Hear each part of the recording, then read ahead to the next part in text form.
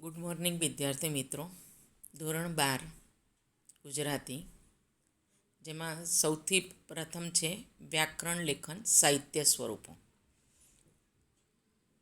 જેમાં સૌ પ્રથમ પદ્યના સાહિત્ય સ્વરૂપો. આપણે જુદા જુદા ગદ્ય અને પદ્યોનો અભ્યાસ કરીએ છીએ અને એમાં આપણે જુદા જુદા જે સાહિત્ય પ્રકારો જે છે આ પદ્યના, એની કૃતિઓનો પણ અભ્યાસ કરીએ છીએ. તો એના વિશેની સાહિત્ય સ્વરૂપો વિશેની વાત આ વ્યાકરણ લેખનના ભાગમાં સૌ પ્રથમ કરવામાં આવી છે. તો સૌથી પહેલાં છે પદ્યના સાહિત્ય સ્વરૂપો, જેમાં પહેલું છે આખ્યાન.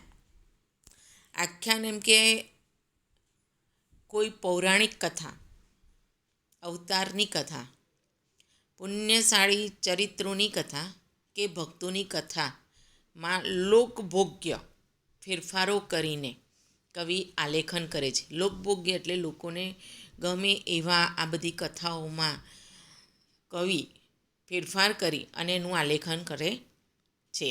એમાં સાહિત્યના જે જુદા જુદા 9 રસો છે, એવા વીર, કરુણ, અદ્ભુત, શૃંગાર, હાસ્ય વગેરે રસોનું વૈવિધ્ય પણ હોય છે. તેનું જે એક પ્રકરણ છે એને કડવું નામ અપાય છે. મધ્યકાળમાં કવિ ભાલણે આખ્યાનની શરૂઆત કરી હતી અને એટલે ભાલણને આખ્યાનનો પિતા કહેવાય છે. ત્યારબાદ નાકરે તેને આગળ વધાર્યું અને પ્રેમાનંદે તેને સૌથી વધારે લોકભોગ્ય બનાવ્યું. પ્રેમાનંદ બધી જ આંગળીઓમાં કરડા પહેરી તાંબાની મોટી માણ ઉપર આ કરડા એટલે કે વીંટી વડે સંગીત નિષ્પન્ન કરી ને લોકવૃંદ સમક્ષ આખ્યાન ગાતા હતા. અને એટલે આપણે પ્રેમાનંદને માણભટ્ટ તરીકે પણ ઓળખીએ છીએ. આવો આખ્યાનનો અભ્યાસ આપણે વિદ્યાર્થી મિત્રો કર્યો. નળાખ્યાન પ્રેમાનંદનું જ રચેલું અને એની અંદરથી જ લેવામાં આવેલો દમયંતી સ્વયંવર આખ્યાન ખંડ, જેનો અભ્યાસ કર્યો. બીજું સાહિત્ય પ્રકાર છે પદ. મધ્યકાલીન ગુજરાતી સાહિત્યનું ઉર્મી કાવ્ય એટલે પદ એમ કહેવામાં કંઈ બાદ નથી. એમ કે એમાં જ્ઞાન, ભક્તિ અને વૈરાગ્યની વાતો મુખ્ય હોય છે. નરસિંહ મહેતાના જે પદો છે એમાં જ્ઞાન, ભક્તિ અને વૈરાગ્યના લઈને જ એમણે પદોની રચના કરી છે. આ પદોની રચનામાં નરસિંહ મહેતા, મીરાબાઈ, ગંગા સતી, પાનબાઈ, ધીરો ભગત, ભોજો, ધનો, રાજે વગેરે અઢળક પદો એમણે રચ્યા છે. નરસિંહ મહેતાના પદો પ્રભાતિયા તરીકે વિશેષ જાણીતા છે.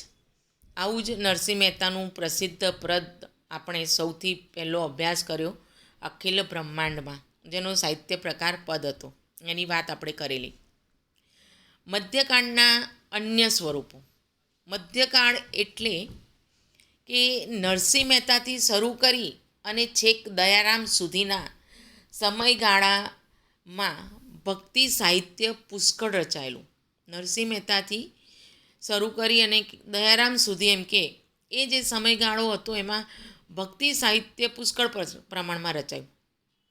આ ભક્તિ સાહિત્યમાં એમ કે અખાના છપ્પાઓ, સામણની પદ્ય વાર્તાઓ, ભોજાના ચાપખાઓ, ધીરાની ફાંકીઓ, દયારામની ગરબીઓ મુખ્ય છે.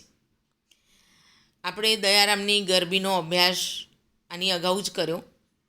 શ્યામરંગ સમીપે નો. આ સિવાય રાસ, ધોળ, આરતી વગેરેની રચનાઓ પણ આ સમયે થઈ હતી. ચોથો પદ્ય સાહિત્ય સ્વરૂપ છે ખંડકાવ્ય. ખંડકાવ્ય એ આમ તો સંસ્કૃત સંજ્ઞા છે, એટલે સંસ્કૃત નામ છે. સમગ્ર કથા પ્રસંગના કોઈ એકાદ ખંડનું વર્ણન એટલે ખંડકાવ્ય. એમ કે આખો કથાનો પ્રસંગ હોય એમાંથી કોઈ એકાદ ખંડનું ભાગનું વર્ણન કરવામાં આવ્યું હોય એને ખંડકાવ્ય. ખંડકાવ્યમાં પ્રકૃતિનું આલેખન હોય છે, તેમાં છંદોનું વૈવિધ્ય હોય છે. જુદા જુદા છંદોમાં એમ કે એની રચના થતી હોય છે. ખંડકાવ્યમાં છંદોનું વિવિધતા આપણને જોવા મળે છે. ગુજરાતી સાહિત્યની અંદર એમ કે કવિ કાંત ખંડકાવ્યના પિતા કહેવાય છે. નરસિંહરાવ દિવેટિયા, કલાપી, નાનાલાલ, ખબરદાર, બોટાદકર પાસેથી આપણે ખંડકાવ્યો મળ્યા છે. આધુનિકોમાં એમ કે રાવી પાઠક, રામનારાયણ વિશ્વનાથ પાઠક, સુંદરમ, ઉમાશંકર જોશી, મનસુખલાલ ઝવેરી, સુંદરજી ભેટાઈ મેઘાણી, કૃષ્ણલાલ શ્રીધરાણી, પ્રહલાદ પારેખ, આ બધાએ પણ છૂટક છૂટક ખંડકાવ્યો રચે છે. આપણા અભ્યાસમાં પણ આગળ ઉપર 11મું પદ્ય ઉર્મિલા એ દામોદર ખુશાલદાસ બોદારકર રચિત ખંડકાવ્ય છે, જેનો આપણે અભ્યાસ કરશું.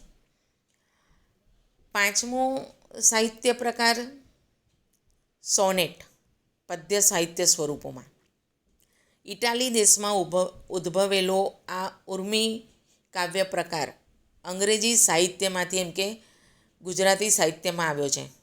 સોનેટ 14 પંક્તિનું હોય છે, જેનું બંધારણ 6-8 અથવા તો 4-6-4 એ રીતે 14 પંક્તિનું સોનેટનું બંધારણ હોય છે. એમ કે સોનેટ પણ શિખરણી, મંદાક્રાંતા, હિરણી, સદગતરા, પૃથ્વી, સાદરુલ વિક્રળિત જેવા જે અક્ષરમેળ છંદો છે એમાં તે રચાય છે. બ.ક. ઠાકોરે ગુજરાતીમાં પ્રથમ સોનેટ ભણકારા રચ્યું હતું. સોનેટ આજે ઓછા લખાય છે, એટલે સોનેટ પણ ઇટાલી દેશમાંથી ઉદ્ભવેલો અંગ્રેજી સાહિત્યમાંથી ગુજરાતીમાં આવેલો સાહિત્ય પ્રકાર છે પદ્યનો. બીજા સાહિત્ય પ્રકારોમાં છઠ્ઠું અન્ય પદ્ય સ્વરૂપોમાં જાપાનમાંથી ઉતરી આવેલો કાવ્ય પ્રકાર હાઇકુ, જેનું બંધારણ છે 5-7-5 અક્ષરોની ગોઠવણીથી રજૂ થતો વિચાર ચિંતનપ્રદ બની રહે છે. સ્નેહરશ્મિનું નામ એમ કે હાઇકુ માટે ખૂબ જાણીતું છે, પ્રસિદ્ધ છે. બીજા અન્ય સાહિત્ય સ્વરૂપની અંદર મુક્તકનો સમાવેશ થાય છે, જેમાં એક જ કડીમાં સંપૂર્ણ એક વિચાર હોય એ રજૂ કરી દેવામાં આવ્યો હોય, અને આવો જે પ્રકાર છે એને મુક્તક કહે છે. બહુ જ મોટો ઘોરંભાયેલો વિચાર બે જ લીટીના શબ્દોમાં જાણે ઠાંસીને મુક્તકમાં ભરેલો હોય છે.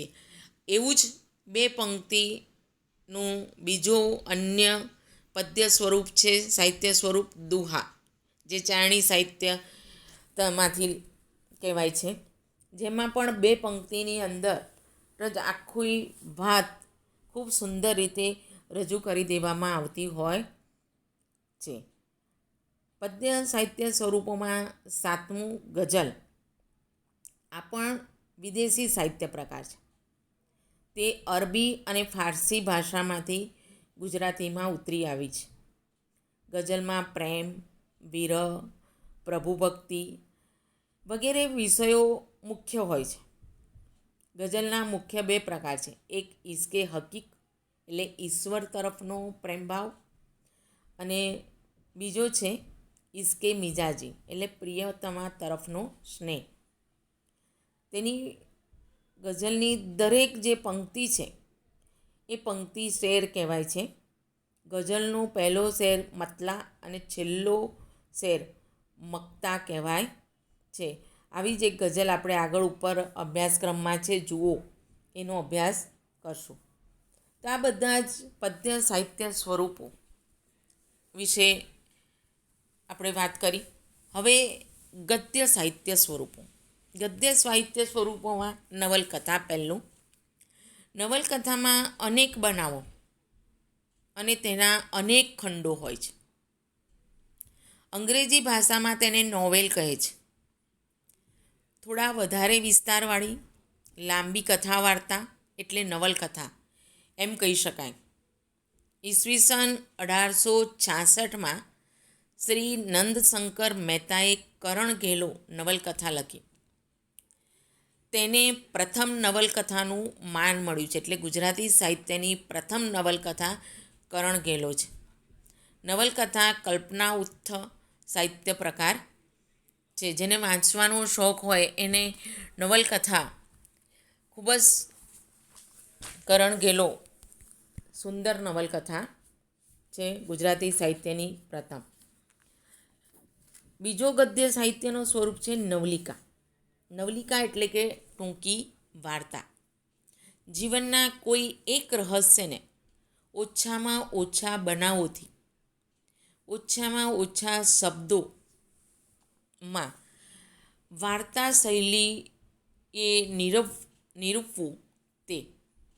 આજની ટૂંકી વાર્તાનો પ્રારંભ કંચનલાલ વાસુદેવ મહેતા, મલયાનિલ અને ગોવાળણી વાર્તાથી થયો હતો. આપણે નવલિકાનો અભ્યાસ કર્યો ખીજડીએ ટેકરે. આગળ ઉપર પણ આવશે મહાત્માના માણસ, સેલ્વી, પંકજમ, શરત. આ બધી નવલિકાઓનો અભ્યાસ આગળ ઉપર પણ આપણા અભ્યાસક્રમમાં છે. ગદ્ય સાહિત્ય સ્વરૂપમાં ત્રીજું છે નાટક. સાહિત્યમાં બધા જ સ્વરૂપોમાં નાટક એક વિશિષ્ટ સ્વરૂપ છે. તેમાં તેના સર્જક, અભિનેતાઓ અને પ્રેક્ષકો એમ ત્રણની અપેક્ષા હોય છે. તે મોટે ભાગે ભજવવા માટે લખાય છે. મોટે ભાગે એમ કે નાટક ભજવવા માટે લખાય. નવલકથામાં જેમ મોટી વાર્તા છે તેમ નાટકમાં વિસ્તૃત વૃત્તાંત હોય છે. નાટકનું નાનું સ્વરૂપ એટલે એકાંકી.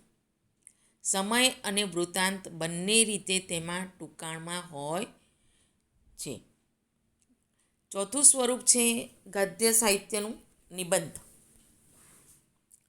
નિબંધ એટલે નિબંધ કોઈ પણ પ્રકારના બંધન વિના જે તે વિષય ઉપર વિચારો રજૂ કરવા એનું નામ જ નિબંધ. નિબંધની અંદર એમ કે જે વિષય હોય એના ઉપર કોઈ પણ બંધન વિના વિચારો રજૂ કરવા એનું નામ નિબંધ.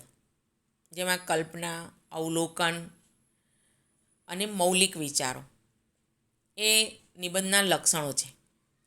મંડળી મળવાથી થતા લાભ એ પ્રથમ નિબંધ લખી નર્મદે નિબંધનો શુભારંભ કર્યો હતો. વર્તમાનપત્રો અને સામાયિકોમાં નિબંધ સ્વરૂપ વિશેષ પ્રયોજાય છે. નિબંધને પુષ્ટિ આપવા તેમાં ગદ્ય પદ્ય અવતરણો મૂકવામાં આવે છે. વધારે એમ કે પુષ્ટિ મળી રહે જે તે વિષય ઉપર તમે નિબંધ લખતા હોય ને એવા ગદ્ય પદ્યના અવતરણ પણ નિબંધમાં મૂકવામાં આવે છે, જેનાથી વાચકને પણ આનંદ મળે છે. ગદ્ય સાહિત્ય સ્વરૂપમાં પાંચમું છે જીવન ચરિત્ર. વ્યક્તિના જીવનની સમગ્ર ઘટનાઓનો ઇતિહાસ એટલે જીવન ચરિત્ર. જાણીતી વ્યક્તિઓ વિશે આપણે ત્યાં ઘણા જ જીવન ચરિત્રો લખાયા છે. એક જ વ્યક્તિ વિશે એકથી વધારે વ્યક્તિઓ દ્વારા પણ જીવન ચરિત્રો લખાયા છે. છઠ્ઠું સાહિત્ય સ્વરૂપ છે ગદ્યનું આત્મકથા. વ્યક્તિ પોતાના જીવનની ઘટનાઓ પોતે જ વર્ણવે, એનું આલેખન કરે તે પ્રકાર એટલે આત્મકથા. આત્મકથા પૂરી લખી શકાતી નથી. તે જીવનના અમુક વર્ષોની કથા જ બની રહે છે. મારી હકીકત એ પ્રથમ આત્મકથા નર્મદે લખી હતી. ગાંધીજીની આત્મકથા સત્યના પ્રયોગો વિશ્વવિખ્યાત બની છે. આ વ્યાકરણના પ્રથમ વ્યાકરણ લેખનમાં ગુજરાતી સાહિત્યના સ્વરૂપો ગદ્ય અને પદ્યના આપણા પુસ્તકની અંદર ખૂબ સરસ રીતે ટૂંકમાં આ સાહિત્ય સ્વરૂપ વિશેની વાત કરવામાં આવી છે.